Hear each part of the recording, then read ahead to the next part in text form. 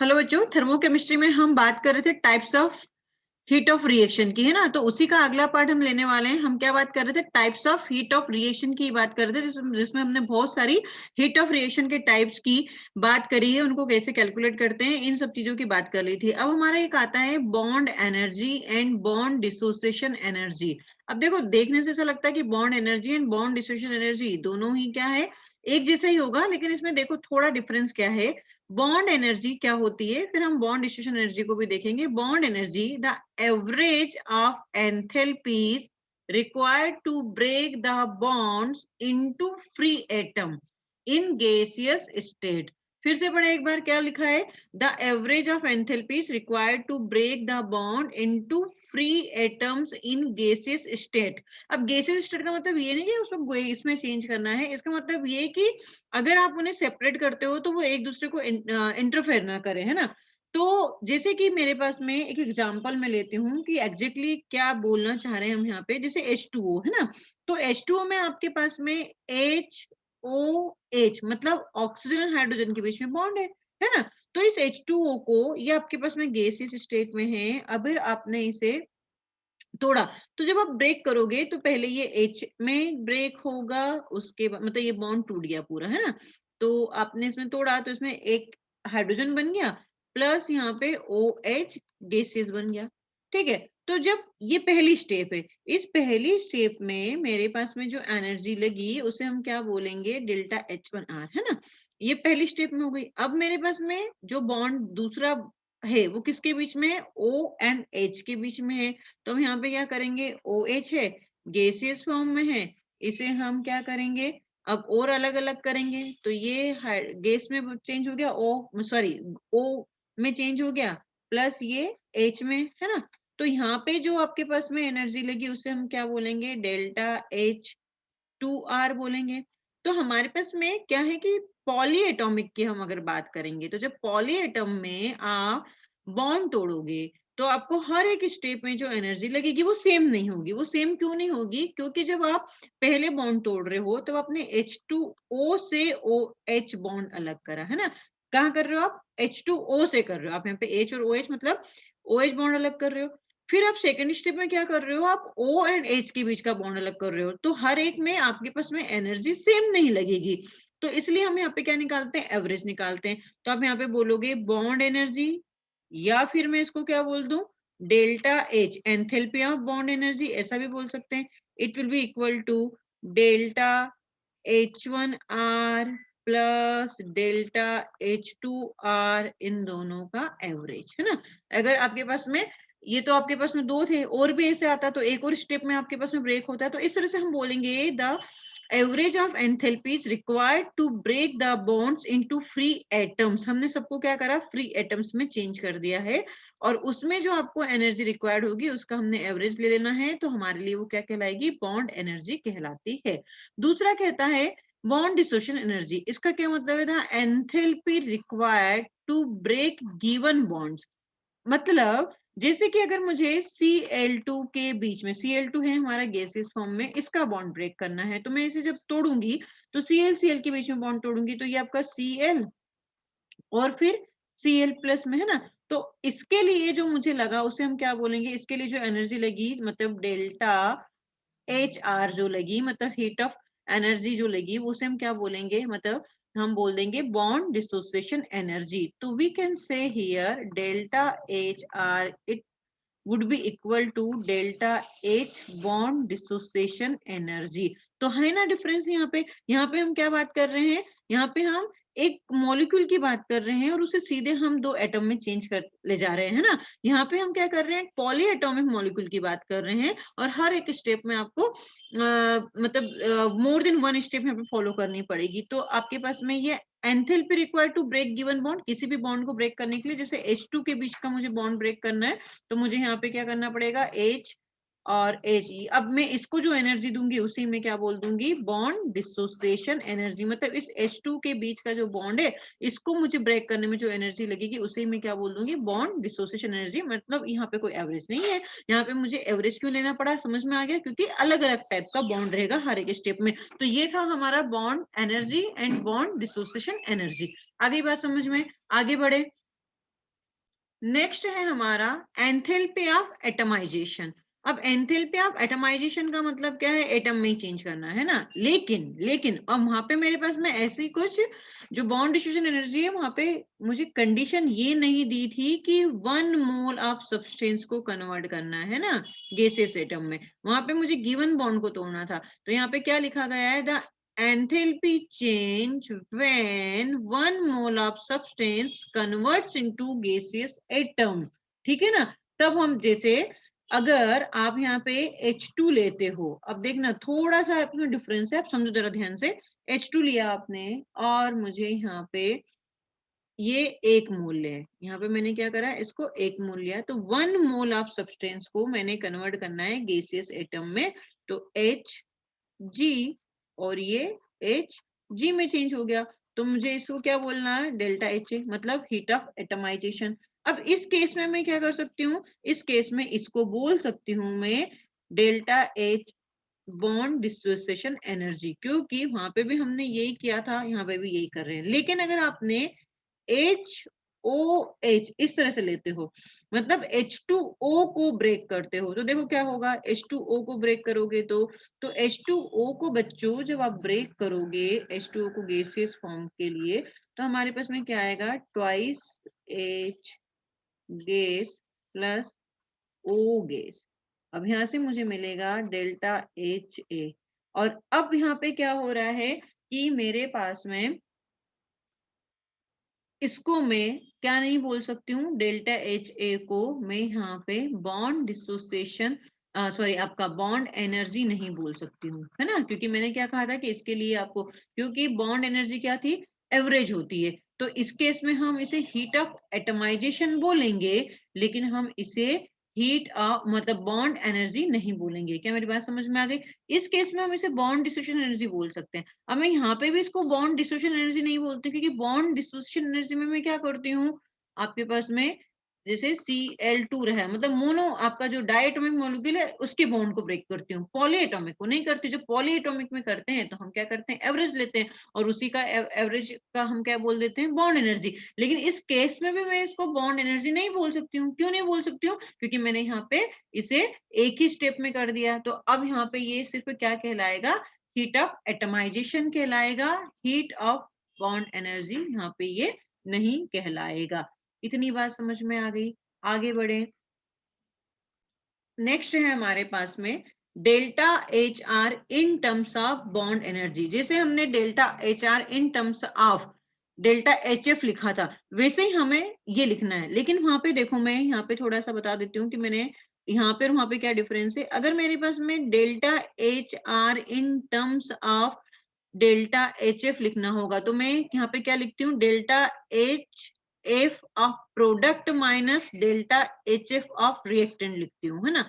यहाँ पे मुझे अगर बॉन्ड एनर्जी के रिस्पेक्ट में लिखना होगा तो मैं क्या लिखूंगी, delta H R is equal to bond energy of reactant minus bond energy of product लिखूंगी। यहाँ पे मेरे पास में प्रोडक्ट पहले आता था और रिएक्टेंट बाद में आता था, ये डिफरेंस है।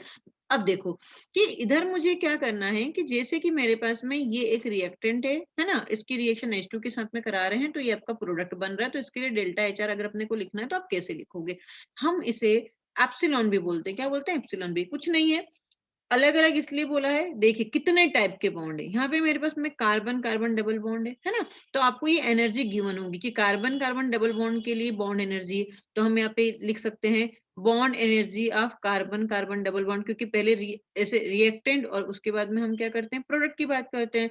तो यहाँ पे मेरे पास में इधर देखो जरा, रिएक्टेंट ये है, तो कितने हैं, कार्बन कार्बन डबल बॉन्ड, तो मैंने यहाँ पे कार्बन कार्बन डबल बॉन्ड लिखा, ठीक है ना।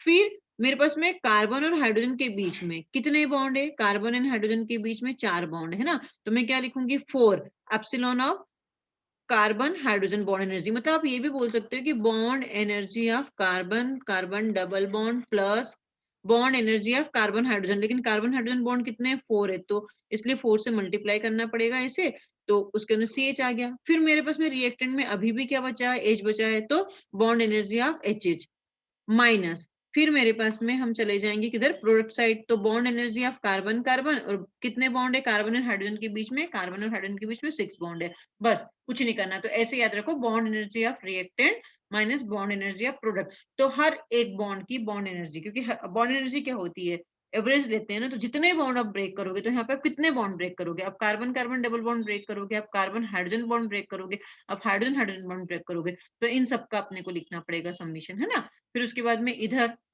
मेरे पास में कार्बन कार्बन है और 6 कार्बन एंड हाइड्रोजन है, तो इस तरह से अपने को लिखना पड़ेगा। बात समझ में आ गई, बड़े आगे। बहुत आसान है, लेकिन आपको समझना पड़ेगा कि क्या क्या किस तरह से लिखा गया है। प्रेजेंटेशन समझ में आ जाना चाहिए कि कैसे लिखा है। तो मैथमेटिक्स के थ्रू हम तो नॉर्मल क्या कर सकते हैं, प्लस माइनस तो कर ही सकते हैं ना। बड़े आगे। अब देखो यहाँ पे क्वेश्चन दिया गया है, इस क्वेश्चन को ध्यान से पढ़ो। क्वेश्चन में कहता है heat evolve in the reaction H2 plus Cl2 gives twice HCl is 182 kJ। अब evolved है ना, तो evolved है मतलब आपके पास में हीट निकल रही है, मतलब माइनस में आएगी। Bond energy of H bond के बीच में बॉन्ड एनर्जी 430 किलो जूल पर मोल, एंड क्लोरीन क्लोरीन के बीच की जो दे रखी है 242 किलो जूल पर मोल दे रखी है। तो बोलता था HCl बॉन्ड एनर्जी इज। तो जो लिखा है पहले उसको ही अपन देख लेते हैं कि H आपका जैसे H2 प्लस Cl2 लिखा ना, तो मैं इसको क्या लिख सकती हूँ, HH प्लस ClCl। ये हमें क्या दे रहा है, ये हमें दे रहा है ट्वाइस HCl। इसके लिए मुझे दे रखा है डेल्टा HR कितना, -182, है ना। अब देखो जरा ध्यान से, तो मुझे क्या करना है, इसकी एनर्जी, प्रोडक्ट की एनर्जी, रिएक्टेंट की एनर्जी, और माइनस क्या करना है, प्रोडक्ट की एनर्जी। तो हमें डेल्टा HR का मैंने अभी formula, delta HR is equal to, मैं क्या लिखूंगी यहाँ पे, delta HR is equal to मैं लिखूंगी bond energy of reactant minus bond energy of product, है ना। तो मेरे पास में यहाँ पे रिएक्टेंट साइड HH की क्या दे रखी है, HH की दे रखी है देखो 430। तो मैं यहाँ पे लिखूंगी -182 इज इक्वल टू 432, 432, है ना। अब ये मेरे पास में जितनी भी होगी उसको प्लस में करेंगे, जितने भी है मेरे पास में हाइड्रोजन है और मतलब H2NCl2 है। तो 432 प्लस में मेरे पास में आ जाएगा 242, क्या आ जाएगा 242, देखो ये दिया Cl2 का, तो ये आ जाएगा 242, है ना। अब मुझे निकालना क्या है, माइनस में मुझे HCl की निकालना है। तो मैं इसे क्या करूंगी, जो भी होगा इसको हम क्या मान ले भी, ट्वाइस एक्स मान लेते हैं, ठीक है। तो अब क्या हो जाएगा, -182 इज इक्वल टू 672 -2x हो जाएगा। तो twice x is equal to 672 plus 182। तो twice x is equal to 854। अब x की वैल्यू यहाँ से निकाल लो, कितना आ जाएगा आपका, डिवाइडेड बाय 2 कर देना, तो 427 किलो जूल पर मोल। ये आ गया आंसर, आसान था। तो बस आपको इस तरह से बॉन्ड एनर्जी, ये आसान से छोटे छोटे क्वेश्चंस आते हैं, बस करना कैसे आपको ये याद रखना है। रिएक्टेंट माइनस प्रोडक्ट, जितनी भी आपकी रिएक्टेंट साइड है उन सबकी एनर्जी को जोड़ दो, प्रोडक्ट साइड जो एनर्जी है उसको माइनस कर दो, सिंपल। बढ़े आगे। देखो प्रीवियस ईयर का ये क्वेश्चन है, लास्ट ईयर ही क्वेश्चन आया था हमारे पास में। If bond dissociation energy of XY, X2 and Y2 all diatomic are in the ratio of 1:1:0.5, X,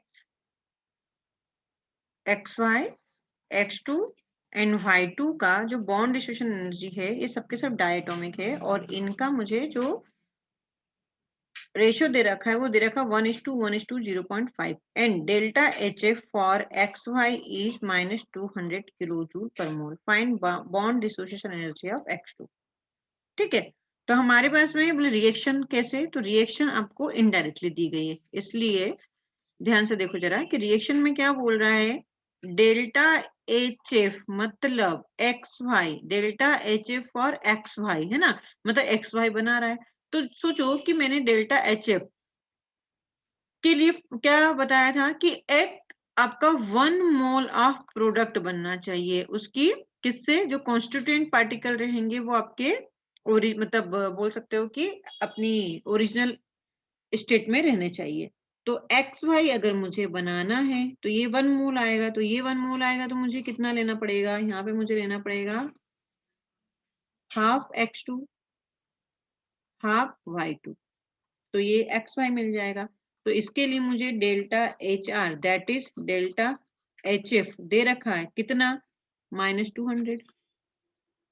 ठीक है, तो अब मैं इसके लिए delta H R is equal to कैसे लिखूंगी, आपके पास में एक्स एक्स बॉन्ड आप तोड़ोगे, वाई वाई बॉन्ड आप तोड़ोगे, है ना, तो उसकी एनर्जी फिर मतलब रिएक्टेंट और प्रोडक्ट की एक्स वाई के बीच में, तो इस तरह से यहाँ पे कहानी चलेगी मेरे पास में। तो मैं इसको हाफ लिखा है, तो half epsilon of X X plus half epsilon of मतलब bond energy of Y Y minus E X Y, ऐसे लिख सकते हो ना, ये ऐसे लिखेंगे हम।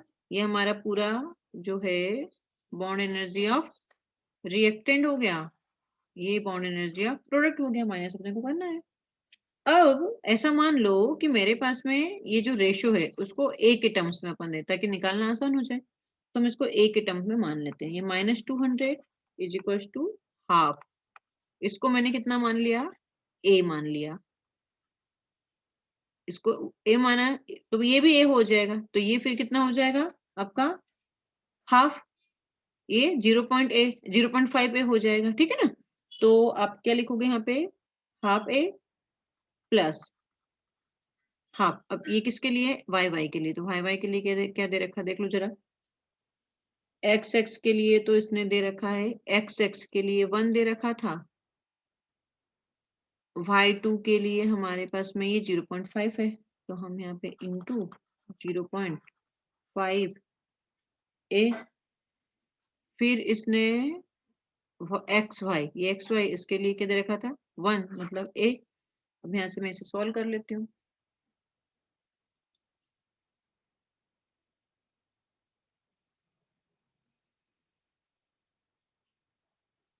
एक मिनट है ना, ऊपर सॉल्व कर रही हूँ मैं इसे, ध्यान से देखना।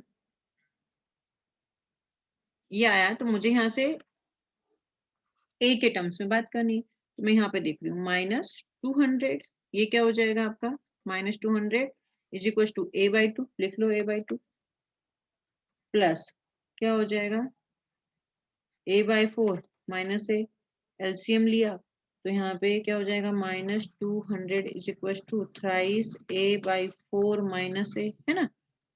ठीक है, तो यहाँ से मुझे a की वैल्यू निकालनी है, तो इसको सोल्व कर लेंगे हम, a निकाल लेंगे, तो -200 इज इक्वल टू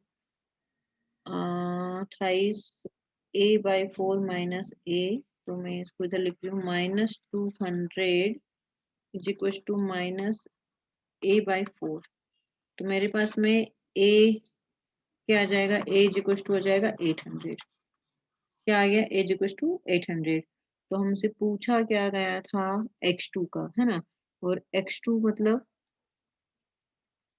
ये a था तो अपन ने a निकाल लिया, है ना, तो 800 हमारा आंसर आ गया। तो ये था, बस क्वेश्चन को थोड़ा सा ध्यान से पढ़ना था, किसके रिस्पेक्ट में क्या वैल्यू दी गई थी केयरफुली, और बड़ा ही आसान क्वेश्चन था। बड़े आगे,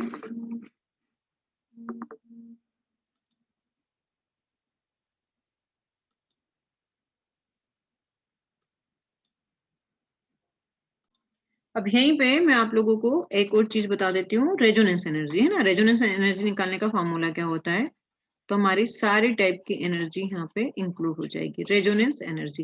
अब देखो रेजोनेंस एनर्जी मतलब आपने रेजोनेंस वगैरह पढ़ रखा है ना, तो रेजोनेंस एनर्जी निकालने का एक बहुत ही सिंपल सा formula, resonance is equal to delta H F experimentally, जो कि आपको गिवन होगा, minus delta H F naught calculate, मतलब आपको कोई ऐसा डेटा दे दिया जाएगा जिसमें आपको किसी के लिए तो delta H F naught calculate करना पड़ेगा, और एक किसी से कंपैरिजन करवाएंगे तो delta H F not of experimental, बस आप उन दोनों को क्या, ये आपको कैलकुलेट करना पड़ेगा, ठीक है ना। क्वेश्चन में आपको डेटा गिवन होगा, उसकी हेल्प से आपको ये कैलकुलेट करना होगा, ये आपका गिवन होगा, तो आप रेजोनेंस एनर्जी निकाल लोगे। बस इतना सा फॉर्मूला है, फॉर्मूला याद कर लो, काम हो जाएगा अपना। समझ गए ना कि डेल्टा एच एफ नॉट अपने को क्या करना पड़ेगा, कैलकुलेट करना पड़ेगा विद द हेल्प ऑफ। और डेल्टा एच एफ नॉट अपन कैसे कैलकुलेट करते हैं ये मैंने लास्ट के वीडियो लेक्चर में बता दिया है, इसलिए मैं अलग से यहाँ पे नहीं बताऊंगी। आपको यहाँ पे ये कैलकुलेट करना पड़ेगा, ये आपको गिवन रहेगा क्वेश्चन में, तो जो भी गिवन है जो आपने कैलकुलेट करा उससे माइनस कर देना तो रेजोनेंस एनर्जी निकल जाएगी। ठीक है, बढ़े आगे। अब देखो बहुत ही आसान सा क्वेश्चन है। क्वेश्चन हमें कह रहा है कि आप ऐसे से पाथ में कहीं पे गए ना, ये क्वेश्चन गिवन है कि आप सी से डी फिर डी से बी ऐसे अब जा रहे हो है ना, फिर ए से बी। तो वो फाइनली हमसे बोलता है कि फाइंड करो delta S of A to B, है ना। तो आपको याद है कि मेरे पास में ये सब डेटा गिवन है, ये एंट्रोपी यूनिट है, ये मैंने ईयू जो लिख रखा है ये क्या है, एंट्रोपी यूनिट है। अब आप क्या करोगे, आपको delta S A to B निकालना है। तो आप क्या करेंगे, जितनी भी ये वैल्यूज गिवन है इसका सम ऑफ कर दो। अब देखो क्या क्या गिवन है मेरे पास में, मुझे यहाँ पे अब देखना है ना सर्कल कहाँ से कहाँ जा रहे हैं। हम जा रहे हैं, हमें निकालना है क्या, ए से बी, ए से बी निकालना है। तो ए से बी, ठीक है, फिर मुझे दे क्या रखा, ए से सी। तो देखो आप ए से सी, ये इधर जा रहे हैं, तो ए से सी तो delta S A to C plus, फिर क्या दे रखा, सी से डी, हाँ ठीक है, तो delta S C to D plus delta S D से बी होना, है ना, डी से बी जिस तरह से एरो लगा है, लेकिन मुझे यहाँ पे दिया क्या है, बी डी दे रखा है, तो मुझे डी से बी चाहिए, लेकिन यहाँ पे बी डी दे रखा है, तो कुछ मत करो इसको माइनस रख देना। ठीक है, तो यहाँ पे मेरे पास में क्या आ जाएगा, delta S A to B is equal to, यहाँ पे ए से सी 50 दे रखा है, सी से डी आपको 30 दे रखा है, बी से डी आपको 20 दे रखा है। तो आप क्या करोगे, इसको कैलकुलेट कर लोगे, 60 आपका आंसर आ जाएगा। तो delta S of A to B क्या हो जाएगा, 60 हो जाएगा। हेस लॉ लग जाएगा यहाँ पर, कुछ नहीं, क्लियर, कुछ नहीं करना, बस सम ऑफ करना है। बढ़े आगे। अब एक लास्ट पार्ट हमारा बचा था, बॉर्न हेबर साइकिल। अब बॉर्न हेबर साइकिल क्या होती है, हमें बॉर्न हेबर साइकिल की हेल्प से लेटाइस एनर्जी डिटरमाइन करनी होती है आयनिक कंपाउंड की। जैसे कि अपन केमिकल बॉन्डिंग में भी पढ़ते हैं बॉर्न हेबर साइकिल, वहां पे हमें आयनिक बॉन्ड बनाना होता है। तो आयनिक बॉन्ड बनाने के लिए मैंने कहा था कि जब मेरे पास में 1 मोल NaCl बनाना है ना, कितना बनाना, 1 मोल ऑफ NaCl, तो उस NaCl के बनने के टाइम पे जो हीट रिलीज होती है उसे क्या मैं बोलूंगी, लेटाइस एनर्जी। या फिर मैं क्या बोलूं कि 1 मोल NaCl या 1 मोल आयनिक कंपाउंड को ब्रेक करने में जो एनर्जी रिलीज होगी, मतलब जो एनर्जी लगेगी, उससे मैं क्या बोलूंगी, लेटाइस एनर्जी बोलूंगी। तो बनने के टर्म्स में भी बोल सकते हो और डिसोसिएशन के टर्म्स में बोल सकते हो। तो to determine lattice energy of ionic compound के की लेटाइस एनर्जी को डिटरमाइन करने के लिए बॉर्न हेबर साइकिल का यूज किया गया था। ये बहुत ही सिंपल है, जैसे कि हमारे पास में Na सॉलिड फॉर्म में रहता है, हाफ Cl2, अब मुझे क्या 1 मोल की बात की गई है, तो NaCl ही बनाना है, इसलिए मुझे हाफ Cl2 लेना पड़ेगा।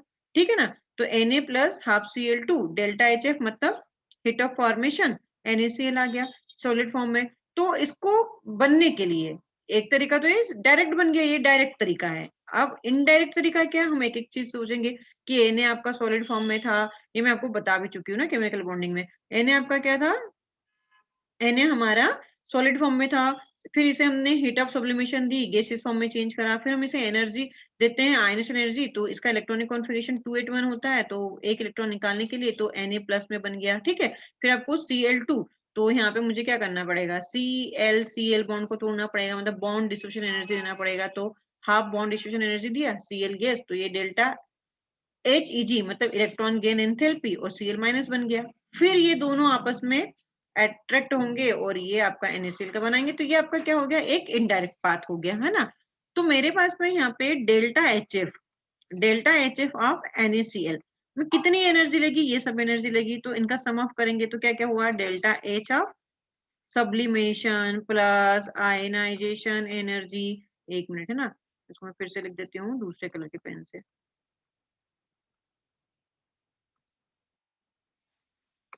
delta H of NaCl is equals to delta H of sublimation plus ionization energy plus dissociation energy, bond dissociation energy plus delta H Eg plus अब जो हीट रिलीज हुई है उसे डेल्टा एस लेटा S.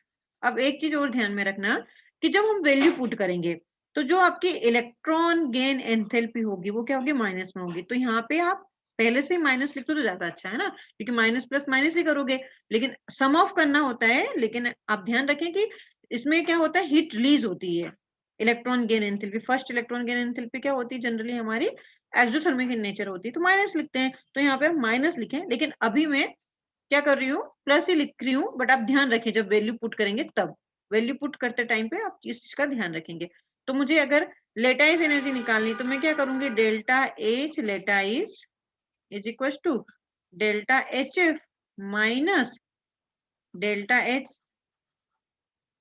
Sublimation plus ionization energy plus half bond dissociation energy plus delta H EG. ठीक है ना ये। अब जैसे कि आपको दूसरे किसी के लिए लिखना है, तो सपोज कि एल्यूमिनियम क्लोराइड के लिखना है बॉन्ड हेबर साइकिल, तो आप एल्यूमिनियम का क्या करोगे, 3 इलेक्ट्रॉन निकालोगे। तो वहां पे आप IE1, जैसे यहाँ पे मैंने सिर्फ IE लिखा है ना, तो IE1 plus IE2 plus IE3 इस तरह से आप ऐड कर दोगे। बाकी इलेक्ट्रॉन गेन एंथैल्पी में अपने को कुछ ऐड नहीं करना है ना, तो उस चीज का ध्यान रखें कि मेरे पास में कितने इलेक्ट्रॉन के लिए निकाले जा रहे हैं, तो उसकी आयंशन एनर्जी को आप सम ऑफ कर देना। बाकी आपका सब ऐसा का ऐसा ही रहेगा। तो ये आपकी बॉर्न हेबर साइकिल हो गई। अब ये सारा काम हो गया, मतलब केमिस्ट्री के पॉइंट ऑफ व्यू से सारा सब कुछ हो गया। इसके अलावा आपको जो नहीं बताया वो आप फिजिक्स में पढ़ते हो, तो आप एक बार फिजिक्स में थर्मोडायनेमिक और हीट वाली जो चीजें हैं वहां से देख लेना। बाकी आपका केमिस्ट्री में बहुत हद तक काम हो जाएगा। ठीक है। ठीक है, थैंक यू।